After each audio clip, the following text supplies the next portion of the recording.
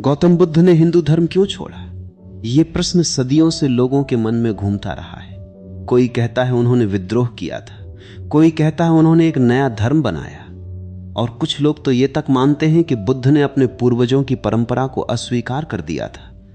लेकिन क्या सचमुच ऐसा था, या फिर कहानी कुछ और ही है? क्योंकि जब भी किसी जागे हुए व्यक्ति को समझने की कोशिश की जाती है, हम अक्सर उसकी बातों को अपने पुराने विचारों के चश्मे से देखने लगते हैं, और यहीं से भ्रम पैदा होता है। बुद्ध को समझने से पहले एक बात समझ लो, एक जागा हुआ व्यक्ति कभी किसी धर्म के खिलाफ नहीं होता, वो केवल असत्य के खिलाफ होता है। और बुद्ध का पूरा जीवन इसी सत्य की खोज की कहानी है। जिस समय बुद्ध का जन्म हुआ, उस समय भारत की धार्मिक व्यवस्था पूरी तरह वैदिक परंपराओं से प्रभावित थी।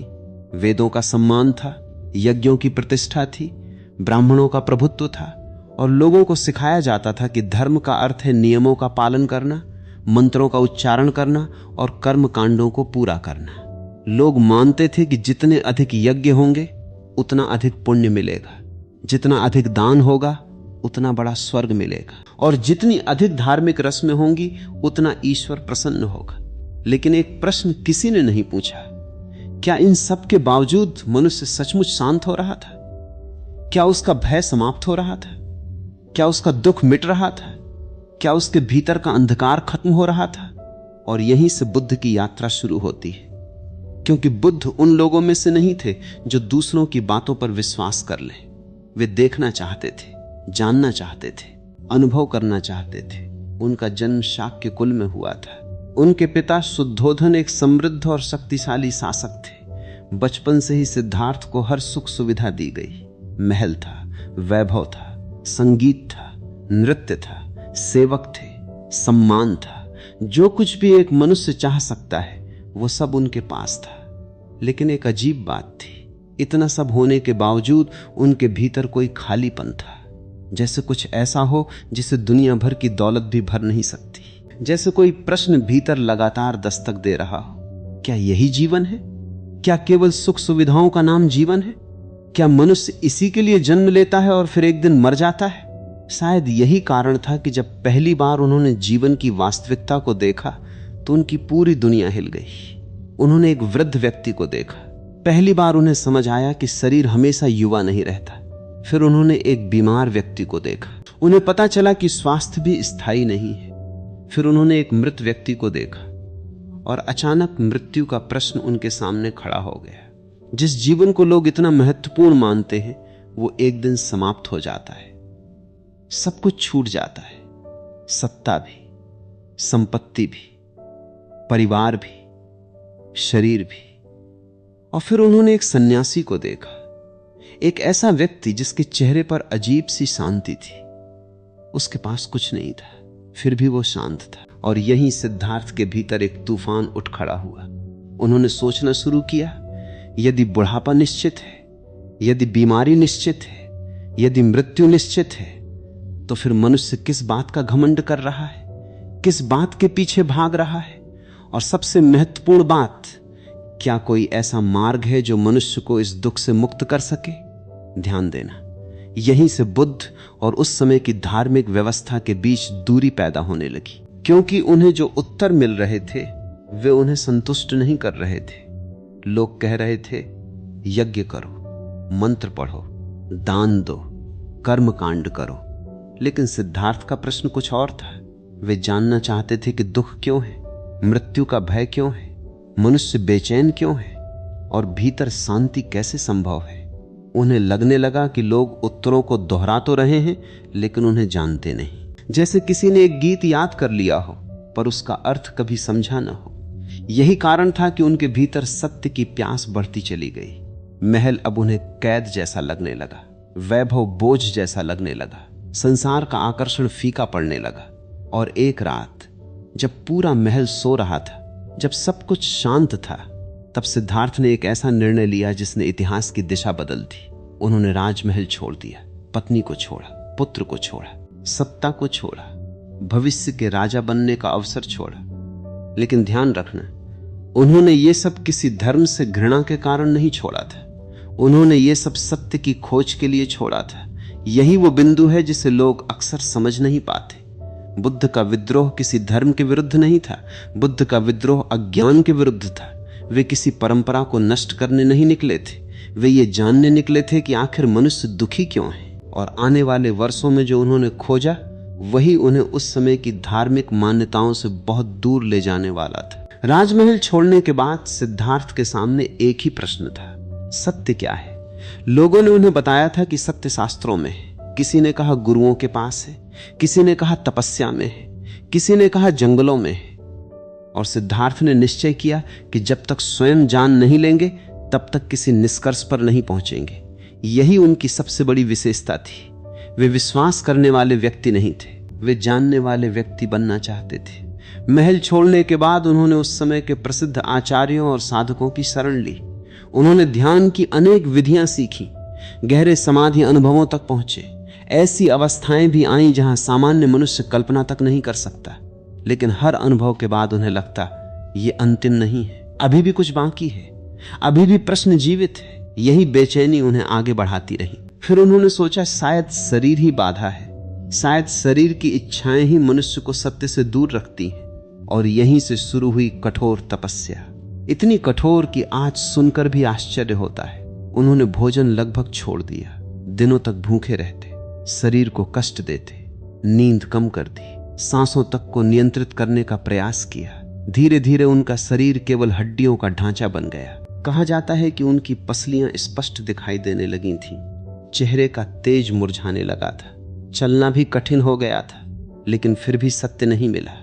अब सोचो, एक व्यक्ति जिसने राजमहल का सुख देखा हो और फिर जंगल का सबसे कठोर कष्ट भी सह लिया हो, यदि उसे वहां भी सत्य न मिले तो उसके भीतर क्या घटेगा? एक दिन सिद्धार्थ ने स्वयं को देखा।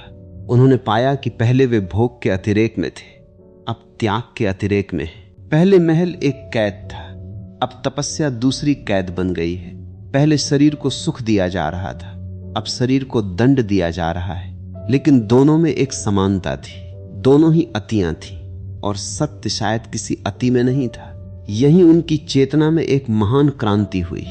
उन्हें पहली बार दिखाई दिया कि मनुष्य हमेशा दो छोरों के बीच झूलता रहता है, कभी भोग, कभी त्याग, कभी लोभ, कभी दमन। लेकिन दोनों ही स्थितियों में मन अशांत रहता है। और तभी सिद्धार्थ के भीतर एक नई समझ जन्मी। सत्य संतुलन में है, न भोग में, न दमन में, न अत्यधिक सुख में, न अत्यधिक कष्ट में। यहीं से मध्यम मार्ग की नींव पड़ी। ये केवल एक विचार नहीं था, ये उनके अपने अनुभव से निकला हुआ निष्कर्ष था। उन्होंने देखा कि शरीर को पीड़ा देने से चेतना जागती नहीं, उल्टा मन और अधिक कमजोर हो जाता है। जब शरीर ही टूट जाए तो जागरूकता कैसे फलेगी? इसी समझ के बाद उन्होंने तपस्या छोड़ने का निर्णय लिया। और यही एक बहुत महत्वपूर्ण घटना हुई। एक युवती ने उन्हें भोजन दिया। वर्षों बाद उन्होंने सामान्य भोजन ग्रहण किया। जो साधु उनके साथ तपस्या कर रहे थे वे चौंक गए। उन्हें लगा सिद्धार्थ हार गए। उन्हें लगा कि ये व्यक्ति सत्य की खोज छोड़कर वापस संसार में लौट रहा है। कुछ ने उनका साथ भी छोड़ दिया। लेकिन सिद्धार्थ जानते थे कि वे हार नहीं रहे, वे पहली बार सही दिशा में बढ़ रहे हैं। क्योंकि अब वे किसी परंपरा का अनुसरण नहीं कर रहे थे, अब वे अपने अनुभव का अनुसरण कर रहे थे। यहीं से उनका सबसे बड़ा विद्रोह शुरू होता है।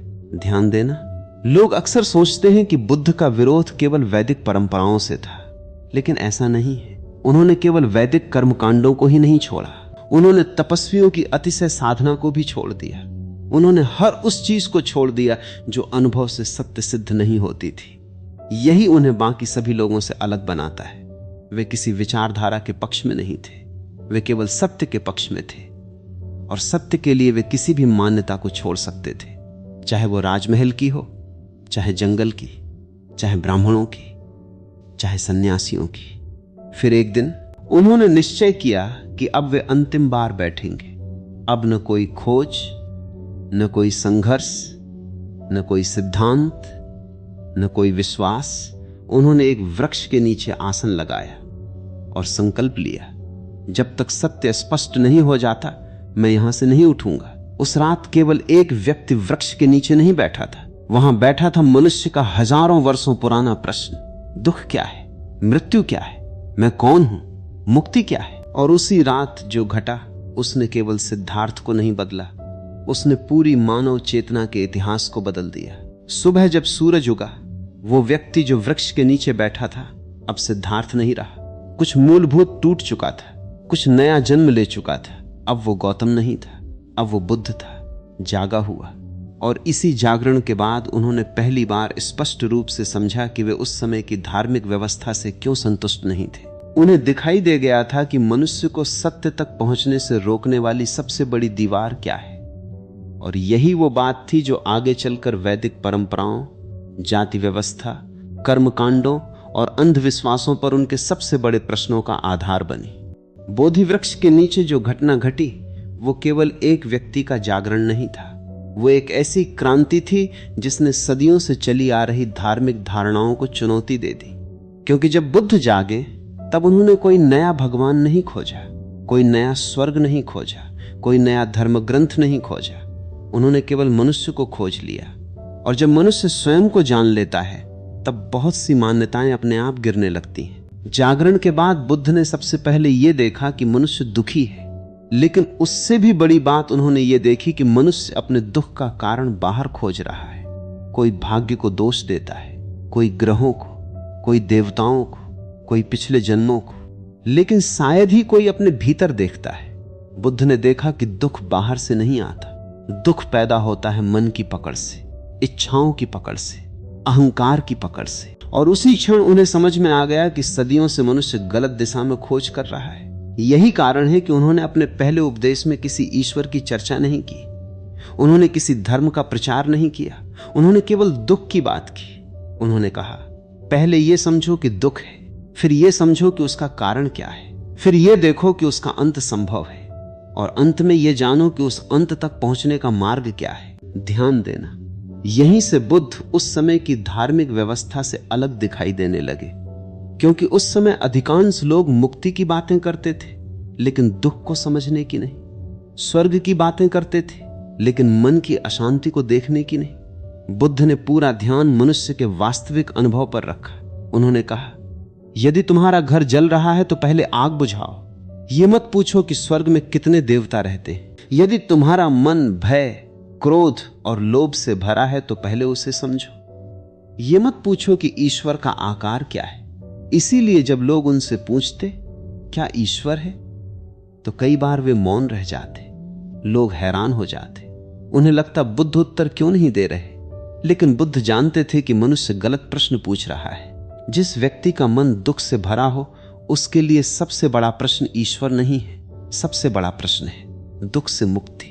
और यही बुद्ध का दृष्टिकोण पूरी तरह अलग हो जाता है।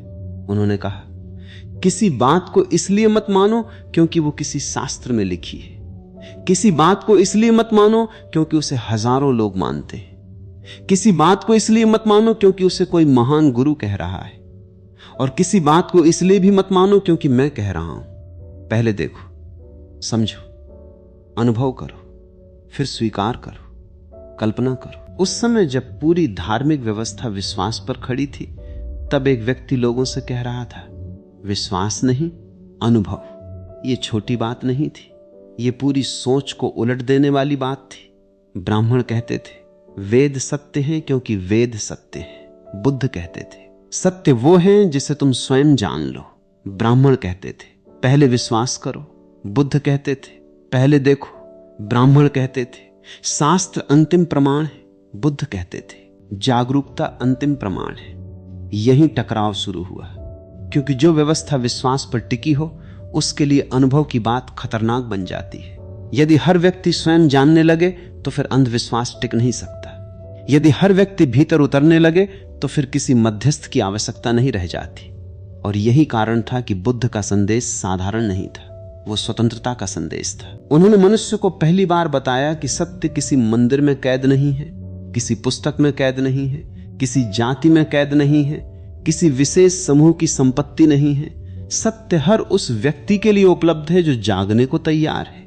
यही कारण था कि उनके पास केवल विद्वान ही नहीं आए, गरीब भी आए, किसान भी आए, व्यापारी भी आए, राजा भी आए, भिखारी भी आए। क्योंकि पहली बार कोई व्यक्ति उन्हें यह नहीं कह रहा था कि तुम जन्म से छोटे हो या बड़े, वो केवल यह कह रहा था, जागो। और जो जाग गया वही श्रेष्ठ है। यहीं से बुद्ध का अगला और सबसे बड़ा विद्रोह शुरू हुआ। वो विद्रोह था जाति के विरुद्ध, जन्म के अहंकार के विरुद्ध, उस व्यवस्था के विरुद्ध जिसमें मनुष्य को उसके कर्मों से नहीं उसके जन्म से मापा जाता था। और जब बुद्ध ने इस व्यवस्था को चुनौती दी तब विरोध और भी तीव्र हो गया, क्योंकि अब बात केवल धर्म की नहीं रही थी, अब बात सत्ता की थी, अब बात विशेषाधिकारों की थी, अब बात उन दीवारों की थी जिन पर सदियों से कुछ लोगों का अधिकार टिका हुआ था, और बुद्ध उन दीवारों को जड़ से हिला रहे थे। जब बुद्ध ने लोगों को यह कहना शुरू किया कि सत्य किसी शास्त्र की संपत्ति नहीं है, तब तक विरोध सीमित था। लेकिन जिस दिन उन्होंने जन्म के आधार पर बने श्रेष्ठता के भ्रम को चुनौती दी, उसी दिन से उनका विद्रोह और भी गहरा हो गया। क्योंकि उस समय समाज केवल धर्म से नहीं चल रहा था, समाज जातियों में बंटा हुआ था।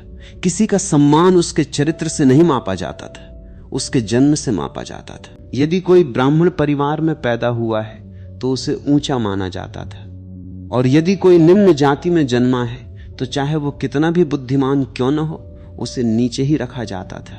बुद्ध ने इस व्यवस्था को बहुत ध्यान से देखा। उन्होंने पाया कि यह व्यवस्था मनुष्य को बांटती है, उसके भीतर अहंकार पैदा करती है, और जहां अहंकार है वहां सत्य का प्रवेश नहीं हो सकता, क्योंकि सत्य केवल उसी के भीतर उतरता है जो खाली हो। जो स्वयं को विशेष समझता है वो सीख नहीं सकता, जो स्वयं को दूसरों से ऊंचा समझता है वो कभी जाग नहीं सकता।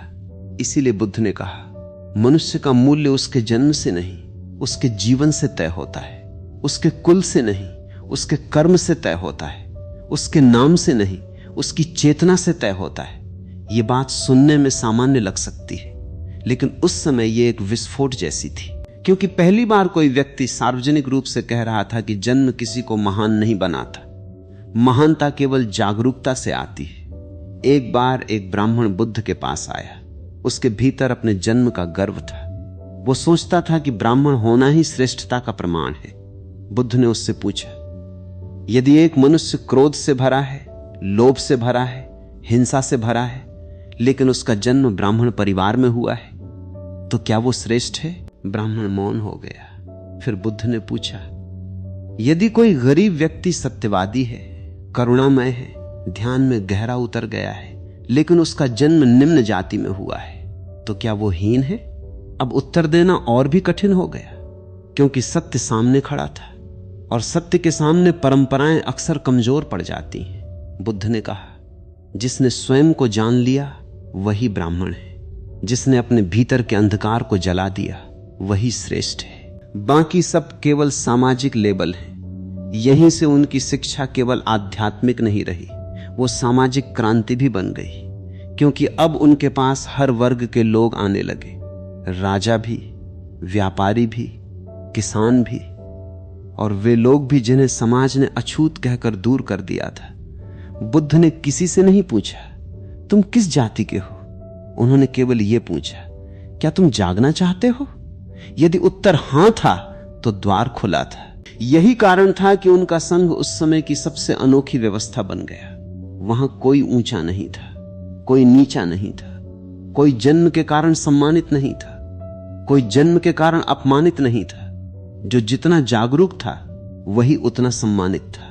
और यही बात पुरानी व्यवस्था को सबसे अधिक खटकती थी, क्योंकि सदियों से जो दीवारें खड़ी की गई थीं, बुद्ध उन्हें गिरा रहे थे। लेकिन बुद्ध केवल जाति व्यवस्था तक नहीं रुके, उन्होंने एक और गहरी बात कही। उन्होंने कहा, समस्या केवल समाज की नहीं है, समस्या मनुष्य के भीतर है। क्योंकि जब तक मनुष्य स्वयं को किसी पहचान से बांधे रखेगा, तब तक विभाजन बना रहेगा। कोई कहेगा मैं ब्राह्मण हूं, कोई कहेगा मैं क्षत्रिय हूं, कोई कहेगा मैं ये हूं, मैं वो हूं। और जहां मैं मजबूत होता है वहां संघर्ष पैदा होता है। यहीं से बुद्ध की शिक्षा और भी गहरी हो जाती है। अब वे केवल समाज को नहीं देख रहे थे, वे मनुष्य के अहंकार को देख रहे थे। उन्होंने पाया कि जाति केवल बाहर की दीवार नहीं है, उसका बीज भीतर है। मनुष्य हर जगह खुद को दूसरों से बड़ा साबित करना चाहता है। नाम बदल जाते हैं, रूप बदल जाते हैं, लेकिन अहंकार वही रहता है। और जब तक अहंकार रहेगा तब तक दुख रहेगा। यहीं से बुद्ध उस निष्कर्ष की ओर बढ़ते हैं जिसने उस समय के सबसे बड़े दार्शनिक विश्वास को चुनौती दी। उन्होंने केवल यह नहीं कहा कि जन्म श्रेष्ठता का आधार नहीं है, उन्होंने यह भी कहना शुरू किया कि जिस मैं को तुम इतना महत्वपूर्ण समझते हो शायद वो भी वैसा नहीं है जैसा तुम मानते हो। यहीं से जन्म लेती है बुद्ध की सबसे क्रांतिकारी शिक्षा, अनात्मा।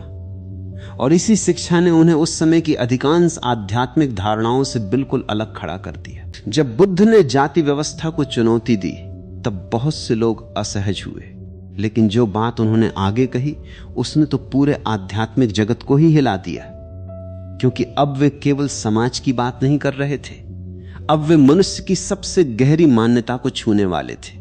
वो मान्यता थी, मैं कौन हूं। सदियों से लोगों को सिखाया जा रहा था कि मनुष्य के भीतर एक स्थायी आत्मा है, एक ऐसा तत्व जो कभी बदलता नहीं। शरीर बदल सकता है, विचार बदल सकते हैं, परिस्थितियां बदल सकती हैं, लेकिन आत्मा शाश्वत है। यह धारणा उस समय की आध्यात्मिक सोच का केंद्र थी। लेकिन बुद्ध ने जब अपने भीतर गहराई से देखा तो उन्हें कुछ और दिखाई दिया। उन्होंने देखा कि जो कुछ भी मनुष्य अपने बारे में जानता है वो लगातार बदल रहा है। शरीर बदल रहा है, भावनाएं बदल रही हैं, विचार बदल रहे हैं, स्मृतियां बदल रही हैं, इच्छाएं बदल रही हैं, यहां तक कि व्यक्तित्व भी बदल रहा है। तो फिर वो कौन सी चीज है जिसे मनुष्य स्थायी मैं कहता है? बुद्ध ने बहुत गहराई से खोज की, लेकिन उन्हें कहीं भी कोई स्थायी मैं नहीं मिला। उन्होंने पाया कि मनुष्य अनेक प्रक्रियाओं का एक प्रवाह है। जैसे नदी हर क्षण बदलती रहती है, वैसे ही मनुष्य भी हर क्षण बदल रहा है। नदी का नाम वही रहता है, लेकिन उसका जल हर पल नया होता है। इसी प्रकार व्यक्ति का नाम वही रहता है, लेकिन उसके भीतर सब कुछ बदलता रहता है। यहीं से बुद्ध ने कहा, जिसे तुम मैं कहते हो वो वास्तव में एक धारणा है, एक मानसिक निर्माण, एक आदत, एक भ्रम। और यही भ्रम दुख का सबसे बड़ा कारण है, क्योंकि मनुष्य उस चीज को पकड़कर बैठा है जो वास्तव में अस्थायी है ही नहीं। वो शरीर को पकड़ता है, शरीर बदल जाता है।